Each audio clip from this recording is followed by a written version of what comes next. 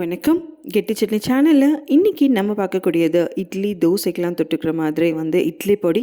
But சின்ன ட்விஸ்ட்டாக மாங்காய் வச்சு இட்லி பொடி எப்படி செய்யலாம் அதை தான் இன்றைக்கி நம்ம பார்க்க போகிறோம்.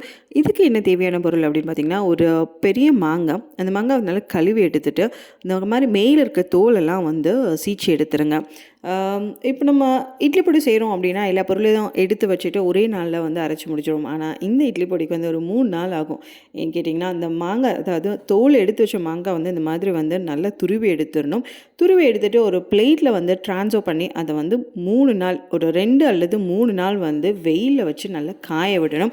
அந்த காஞ்ச மாங்காய் துருவலை வச்சு தான் நம்ம இட்லி பொடி செய்ய போகிறோம். ஸோ அதுதான் ஒரு 3 நாள் ஆகும் அப்படின்னு சொன்னேன். ஸோ இப்போ இந்த துருவி வச்சுருந்த மாங்காய் எல்லாத்தையும் ஒரு பிளேட்டில் ட்ரான்ஸ்ஃபர் பண்ணிவிட்டு, நல்ல வெயில், மழை காலம் அந்த மாதிரி இல்லாமல் வெயிலில் நல்லா அடிக்கும் பார்த்திங்களா. ஸோ அந்த டைமில் இந்த பிளேட் வெயிலில் வச்சுட்டு ஒரு 3 நாள் அந்த மாதிரி காய வச்சு எடுத்தீங்க அப்படின்னா இந்த மாதிரி நல்லா சருகாக காஞ்சிடும்.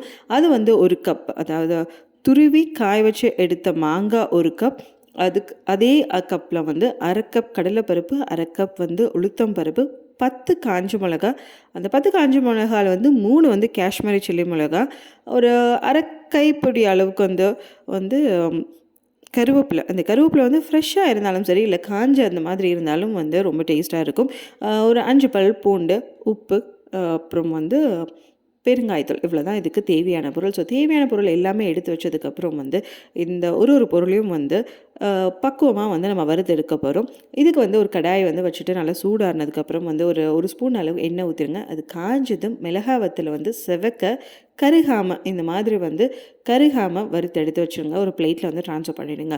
நெக்ஸ்ட்டு இந்த 5 பல் பூண்டு, கருவேப்பிலை நீங்கள் ஃப்ரெஷ்ஷாக இருந்தது அப்படின்னா தனியாக வறுத்துருங்க. நான் காஞ்ச கருவேப்பிலை இருக்கிறதுனால இந்த பூண்டோடு இதையும் சேர்த்து வறுத்து எடுத்துடுறேன். எப்போவுமே மிளகா பொடி செய்கிறீங்க அப்படின்னா, அதாவது இட்லி பொடி செய்யும் போது என்னென்ன பொருளாக யூஸ் பண்ணுறீங்களோ, அந்த கரண்டி, அப்புறம் பாத்திரம், அப்புறம் மிக்ஸி ஜார், இது எல்லாத்தையுமே கழுவி வெயிலில் காய வச்சுருங்க. ஈரம் மட்டும் இல்லாமல் பார்த்துட்டிங்க அப்படின்னா இந்த பொடியோட நாட்கள் கெட்டு போகாமல் ரொம்ப நாளைக்கு நமக்கு கிடைக்கும். அடுத்து பார்த்திங்கன்னா, கடலைப்பருப்பு. இந்த கடலைப்பருப்பு வறுக்கிறதுக்கு தேவைப்பட்ட ஒரு 1/2 ஸ்பூன் அளவுக்கு எண்ணெய் ஊற்றுங்க. அப்படி இல்லைன்னா இந்த மாதிரி ட்ரை ரோஸ்ட் பண்ணுங்கள். என்ன ஒன்று, கரண்டி வச்சு கை விடாமல் இந்த மாதிரி கிண்டிக்கிட்டே இருக்கணும்.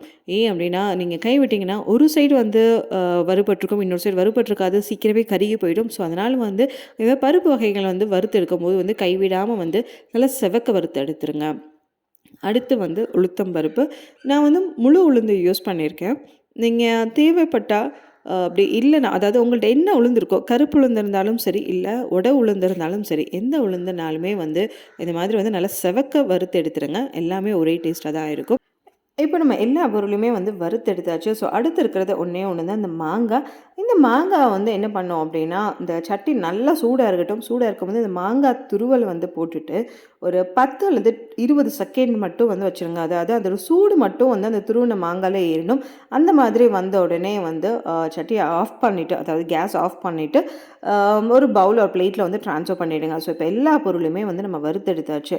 அடுத்து கல்லுப்பு. அந்த கல்லுப்பில் லேசாக தண்ணி இருந்தது அப்படின்னா, ஏதாவது ஒரு பொருள் வறுக்கும் போதே கடைசியாக அந்த கல்லுப்பையும் போட்டு எடுத்துருங்க. அப்படி இல்லைன்னா சால்ட்டு தேவையான அளவுக்கு ஒரு 1/4 ஸ்பூனுக்கும் குறைவாக பெருங்காயத்தூள் இதையும் போட்டுட்டு நல்லா ரூம் டெம்பரேச்சரில் வர வரைக்கும் ஆற விட்டுருங்க.